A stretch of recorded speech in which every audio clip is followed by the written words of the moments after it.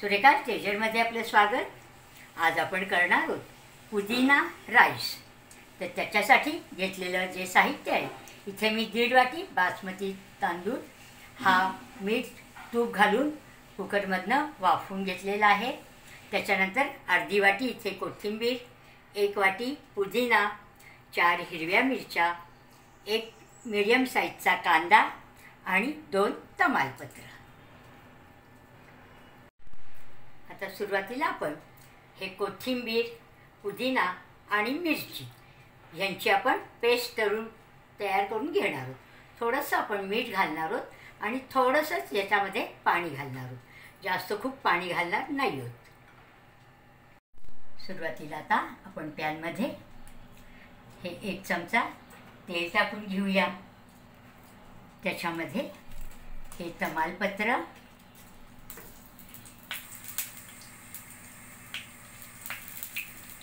त्याच्यानंतर हा आपला कांदा,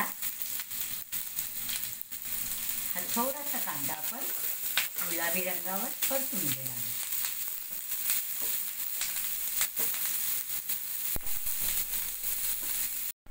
आपला हा कांदा गुलाबी रंगावर परतून झालाय। त्याच्यामध्ये आता आपण ही पुदिना, कोथिंबीर, मिरचीची पेस्ट घालून घेणार आहोत आणि थोडं याला परतून घेणार आहोत।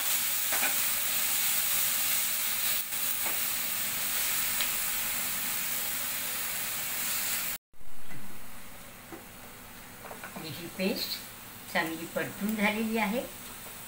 आता त्याच्यामध्ये हा आपण आपला भात शिजून घेतलेला मोकळा भात करून घ्यायचा आहे आपल्याला।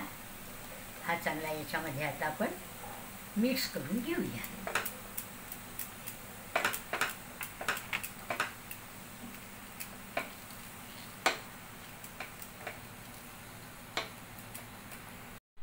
ही पेस्ट आता भातामध्ये आपली छान मिक्स झालेली आहे। याला आता आपण एक वाफ आणून घेणार आहोत। आपल्या भाताला चांगली वाफ आलेली आहे। आपला भात खाण्यासाठी तयार आहे। याला आता आपण सर्विंग बाउलमध्ये काढून घेऊया।